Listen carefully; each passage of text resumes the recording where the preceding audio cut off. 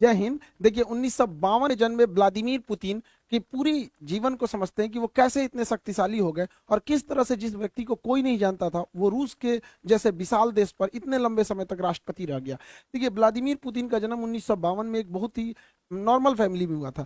इनके पिता सोवियत संघ में एक नेवी में अपनी सेवा देते थे। उस समय नियम था कि हर परिवार के लोगों को सेना में सर्व करना है, जैसे आज इजराइल में है वहां पर, तो ये नेवी में सर्व करते थे।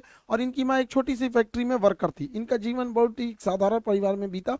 ये पढ़ने में उस समय एक साधारण विद्यार्थी थे। उससे आगे अगर इनकी जर्नी को देखते हैं तो 1975 में ये रूस की खुफिया एजेंसी केजीबी को ज्वाइन करते हैं और 1975 में एक सीक्रेट ऑफिसर बनते हैं। इन्हें कई अलग अलग देशों में भेजा गया देश की सेवा करने के लिए, जहां पे इन्होंने बखूबी अपना रोल निभाया। इनकी जीवन में सबसे बड़ा बदलाव कब आया?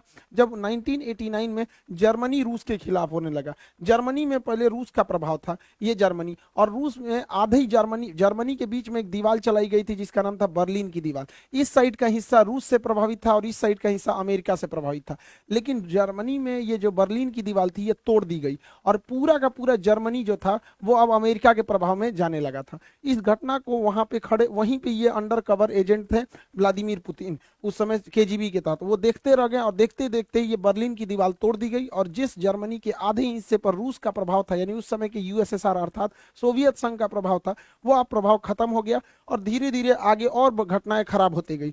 रूस की जो उस समय का नेतृत्व था रूस को संभाल नहीं पाया और एक के बाद रूस में क्रांति बढ़ने लगी। और रूस जो था उस समय सोवियत संघ हुआ करता था, पूरा नाम USSR, union of Soviet socialist Republic. इसमें 15 देश होते थे या 15 देश 1991 यानी 1991 में बिखर गए। इसमें से कौन कौन से देश बिखर? Estonia, Latvia, Lithuania, Ukraine, Moldova, Belarus, Georgia, Armenia, Azerbaijan, Kazakhstan, Kyrgyzstan, Tajikistan, Turkmenistan, Uzbekistan. नक्शा की क्लास में आप सब लोग को याद करा दिए थे। तो बच्चों का चीज है ये सब, दुनिया के केंद्र देश कहाँ पे, तो ये तो आप सब लोग को पता ही है। तो टोटल यूएसएसआर 15 भागों में टूट गया, जिसमें सबसे बड़ा भाग जो निकला था वो था रूस, जबकि इसके जितने जो छोटे छोटे देश थे ऐसे 15 देश टूट गए, जिसमें यूक्रेन भी रूस से ही टूटा था 1991 के दशक के समय। उस समय जो रूस के राष्ट्रपति थे मिखाइल गर्बाचोक सबसे लोल राष्ट्रपति रहा था पूरे रूस का। इसने 1989 में अफगानिस्तान में सेना भेजा तालिबान को कंट्रोल करने के लिए, वहीं तालिबान उदय हुआ और फिर वहां से भागना पड़ा,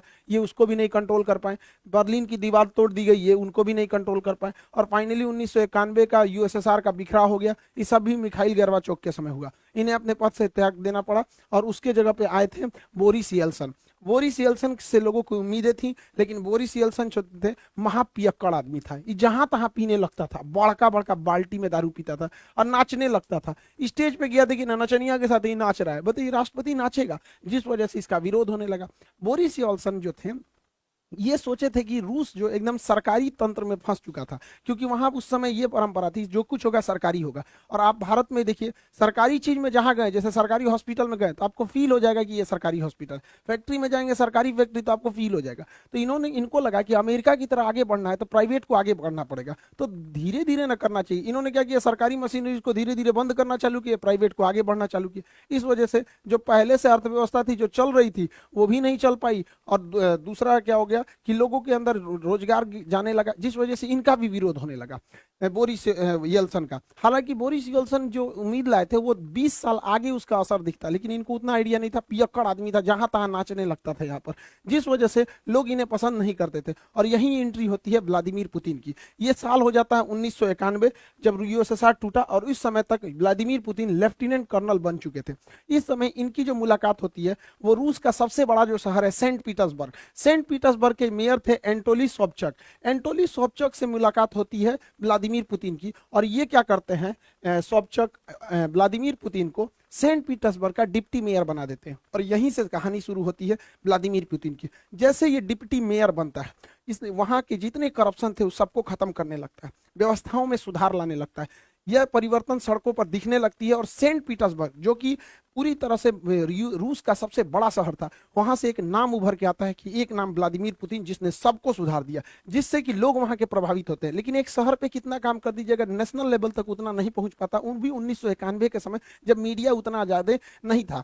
लेकिन इसकी नजर जब व्लादिमीर पुतिन की इन कामों की देखते हुए एक बहुत ही उस समय के पावरफुल एडवाइजर हुआ करते थे, राष्ट्रपति के सलाहकार होते थे उस समय, उनका नाम था वेलेंटीना यामासोव। ये वेलेंटीना यामासो जो थे, इनकी एक विशेषता थी कि ये उस समय के जो राष्ट्रपति थे बोरिस यल्सन, उनके ये दामाद थे। तो जिस वजह से आप समझ सकते हैं कि राष्ट्रपति का ही दामाद है तो कितना पहुंच होगा। तो ये जो थे वेलेंटीना यामासोवी, तो वेलेंटीना यामासो जो थे, इन्होंने पुतिन को बुलाया और उनको ने क्या किया कि एडवाइजर रख दिया किसका, बोरिस यल्सन का। इस तरह से पुतिन और बोरिस यल्सन की दोस्ती हो गई। ये एक सलाहकार के तौर पर इनके पास आया और बोरिस यल्सन इन पे बहुत भरोसा करते थे और राष्ट्रपति बोरिस यल्सन पुतिन को हमेशा साथ रखते थे। और धीरे धीरे ये नेशनल लेवल तक ये चेहरा उभरते गया कि करप्शन को खत्म करना, कभी बोल्ड स्टेप्स लेना। इस वजह से पुतिन का कद धीरे धीरे बढ़ता गया। बड़ी बड़ी जिम्मेदारियां बोरिस यल्सन पुतिन को देने लगे। जनता में पुतिन लोकप्रिय होने लगा और इसी दौरान बोरिस यल्सन अपने शराबीपन की वजह से, जहां तहां नाच देने की वजह से अपनी गरिमा को खोते जा रहे थे, जिसे भरपाई करने के लिए 1999 में 1900 इधर भारत में कारगिल की लड़ाई चल रही थी और उस समय 1999 में रूस का प्रधानमंत्री बनाया गया व्लादिमीर पुतिन को। वहां पे प्रधानमंत्री को ज्यादा पावर नहीं है, वहां सारा पावर राष्ट्रपति को, और राष्ट्रपति थे बोरिस येल्सन। तो यहां से एक नेशनल लेवल तक पहचान बन गई पुतिन की। लेकिन पुतिन बहुत ही महत्वाकांक्षी था। वह सोचता था कि हम आगे प्रधानमंत्री से राष्ट्रपति कैसे बनेंगे, क्योंकि वहां सारा पावर राष्ट्रपति के पास था। इसने दिमाग लगाया। रूस का जो ये वाला एरिया है, नीचे का एरिया, रूस इतनी तो पूरा बड़ा है, मॉस्को से नीचे का ये एरिया है, इसका नाम है चेचन्या। ये चेचन्या जो था ये रूस से टूटना चाहता था, क्योंकि 1991 में 15 देश टूटे थे, तो चेचन्या कहता था हम भी टूटना चाहते हैं। तो रूस ने ये व्लादिमीर पुतिन, चूंकि ये खुफिया एजेंट था, इसने दिमाग लगाया। उसने कहा कि एक काम करते हैं, इन्हीं को फंसा देते हैं। इसने मॉस्को में बम ब्लास्ट कराना चालू किया। ध्यान से समझिएगा, यह बम ब्लास्ट खुद पुतिन करा रहा था, जो खुद उस देश का प्रधानमंत्री, और इल्जाम लगा दिया किस पर, चेचन्या पे, कि चेचन्या के लोगों ने ब्लास्ट कराया है। और ये अगस्त से सितंबर 1999 तक धड़ाधड़ रूस में जहां तहां बम फूट रहे थे। इधर भारत में 1999 में कारगिल हो रहा था, अटल बिहारी वाजपेयी थे, और देखते देखते एक महीना अगस्त से सितंबर 1999 में रूस के शहर मॉस्को, राजधानी मॉस्को में धड़ाधड़ सीरियल ब्लास्ट होने लगे। इस ब्लास्ट में कहीं 10 आदमी मारा जाता है, कहीं 2 आदमी मारा जाता है। ऐसे करते करते मॉस्को में मरने वालों की संख्या 300 हो गई, जिस वजह से भयंकर बवाल हो गया। रूस के लोग अब चेचन्या को देखना नहीं चाहते थे, वो चाहते थे चेचन्या रात से एकदम तबाही किया जाए।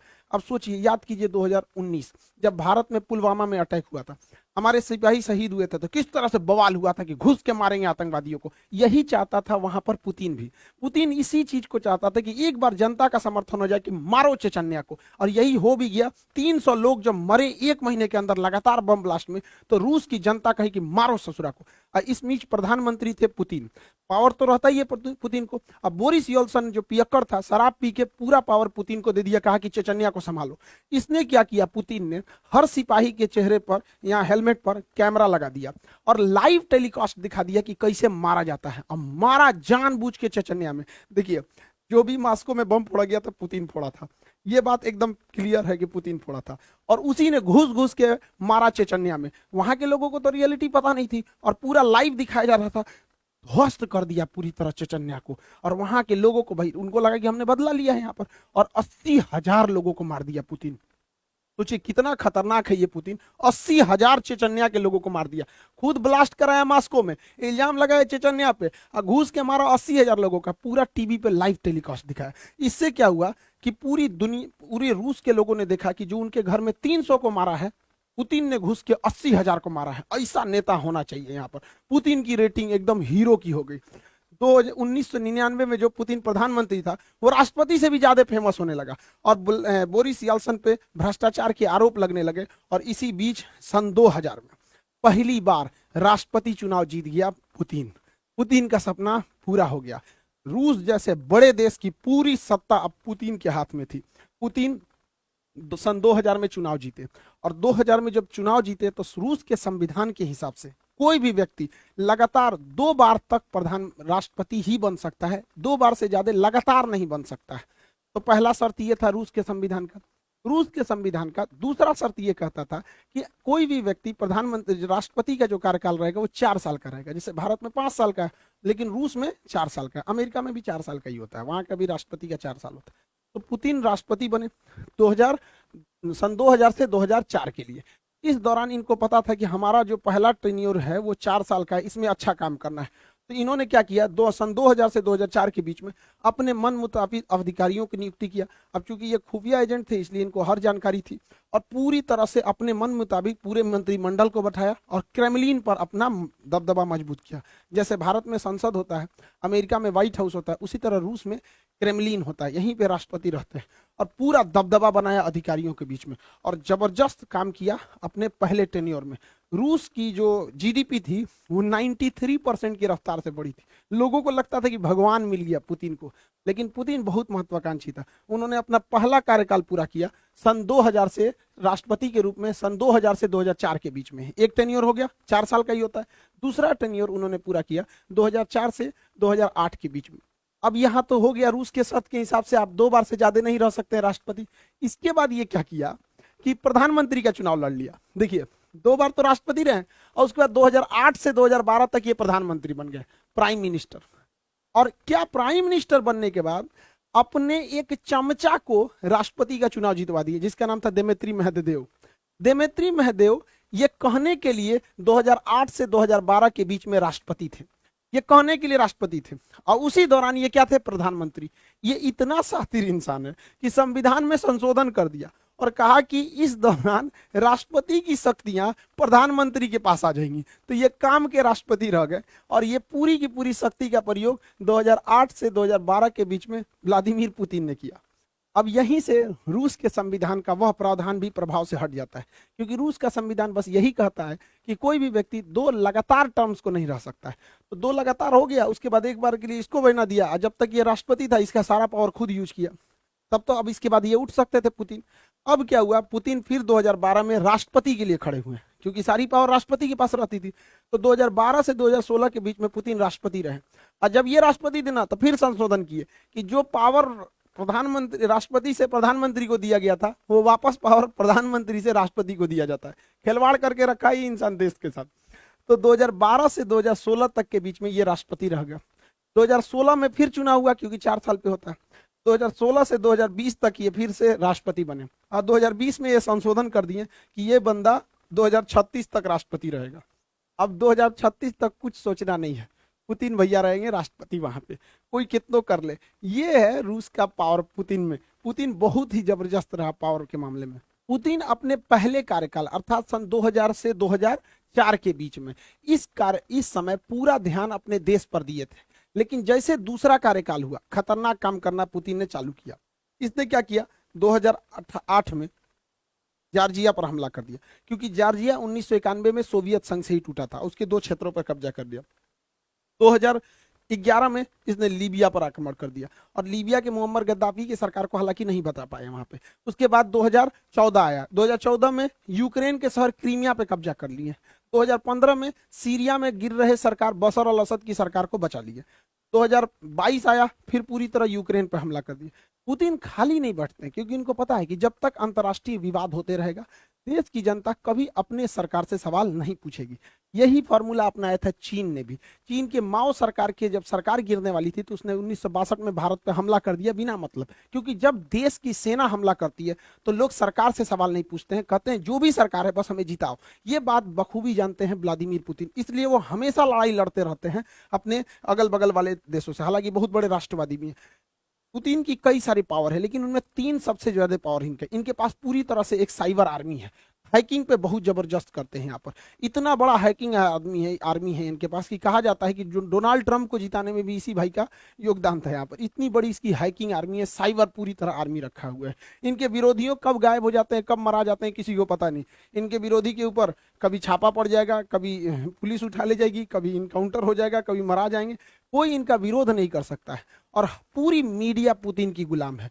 किसी भी टीवी चैनल को देखिएगा बस हमारे राष्ट्रपति ऐसे, ये खाएं, वो सोएं, ये किए, वो किए, दिन रात उसी के चलते रहता है। ये 3 चीजों के बदौलत सन 2000 से लेके आज 2022 तक, यानी 22 सालों से पुतिन वहां के राष्ट्रपति हैं, और साथ ही साथ अब वो 2036 तक रहेंगे यहाँ पर। 2036 तक वो वहां पे राष्ट्रपति रहेंगे। पुतिन की लाइफ स्टाइल भी गजब है। कभी ये घुड़सवारी करने लगते हैं, तो कभी मछली पकड़ने लगते हैं, कभी भालू पे चढ़ के घूमते हैं, तो कभी तैराकी हो जाती है इनके अंदर।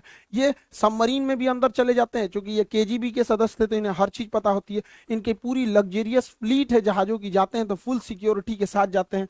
और ये केवीजी के सदस्य थे, खुफिया जानकार थे, तो फाइटर प्लेन भी चला लेते हैं। हर तरह के जहाज ये बंदा उड़ा लेता है, हर तरह का जहाज व्लादिमीर पुतिन वहां पे। इनके पास बहुत ही महंगी याट है, कहा जाता है कि इलॉन मस्क से भी अमीर है। हालांकि जितने राष्ट्रपति वो लोग होते हैं, इनके पास अमीरी से ज्यादा पावर होता है। यहाँ पर पूरे देश के संसाधनों का इस्तेमाल करते हैं यहाँ पर। ये ब्लैक बेल्टर है कराटा से, स्नाइपर है, इनकी गोली की निशान बहुत बेहतरीन है। कई बहुत सारे सातिर भी हैं दिमाग के यहाँ पर। इनका ये जो क्रेमलिन वाक है, काफी ज्यादा प्रसिद्ध हुआ था पुतिन का। देखिए, इन सब के साथ पुतिन का एक ऐसा सच भी है जो दुनिया को से छुपाया जाता है, या फिर यूं कह दीजिए कि यह सच एक ना एक दिन पुतिन को झेलना ही पड़ेगा। पुतिन को कहा जाता है कि एब्डोमिनल कैंसर है, पेट का। खैर, उसका ये इलाज करा लेंगे, लेकिन इन्हें पार्किंसंस बीमारी है। पार्किंसंस बीमारी एक तरह का लकवा होता है। पार्किंसंस बीमारी लकवा होता है, शरीर धीरे धीरे दिमाग काम करना छोड़ देता है, उस अंग पे धीरे धीरे दबाव होने लगता है, वो अंग काम नहीं करता है। आप पुतिन को देखिएगा तो हल्का झुक के बैठेंगे, कभी बैठेंगे तो इस टाइप के झुक के। ये पार्किंसंस बीमारी है, और इनका शरीर अब उतना काम नहीं करता, इसलिए जब बैठेंगे तो टेबल कुर्सी को बहुत जोर से पकड़ के बैठते हैं। कभी भी देखिएगा पुतिन को जब भी इंटरव्यू देते तो हल्का सा ऐसे झुके हुए रहेंगे, पार्किंसंस बीमारी की वजह से। देखिएगा टेबल पकड़ के, देखो भाई चाचा, यहाँ पे टेबल को बढ़िया से पकड़ के बैठे हुए। समझ में आ रहा है कि नहीं, पार्किंसंस बीमारी।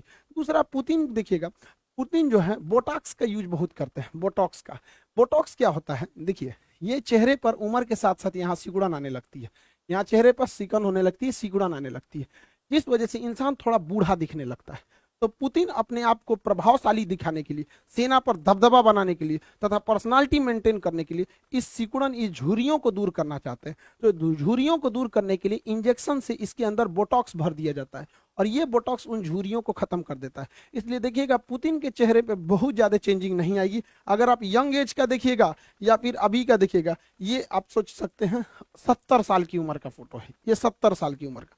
और यंग एज का भी देखेंगे तो उतना खास चेंजिंग नहीं आएगा, चेहरे पे उतनी सिकन देखने को नहीं मिलती है बोटॉक्स की वजह से। लेकिन यूक्रेन की लड़ाई में प्रतिबंध लगा दिया गया है बोटॉक्स के ऊपर। अभी भाई को बोटॉक्स नहीं मिल रहा है तो बूढ़ा दिख रहा है यहाँ पर, लेकिन इतना भी ज्यादा प्रभाव नहीं पड़ता है। बोटॉक्स का इंतजाम एक राष्ट्रपति के लिए बहुत बड़ी बात नहीं होती है, नॉर्मल बात होती है। आई होप आपको टॉपिक समझ में आया होगा, और आप सभी लोग का तहे दिल से धन्यवाद, थैंक यू। आप सब लोगों को दिल से शुक्रिया, आप लोगों का। आज हमारा चैनल 16 मिलियन हो गया। आप लोगों की कुछ शिकायतें भी रहती हैं कि सर वीडियोस रेगुलर नहीं आते हैं। देखिए, जिस तरह का कंटेंट रहना होता है उसमें काफ़ी टाइम लगता है। दूसरा, सुबह से क्लास लेना रहता है, तो बच्चों को भी कैसे छोड़ सकते हैं।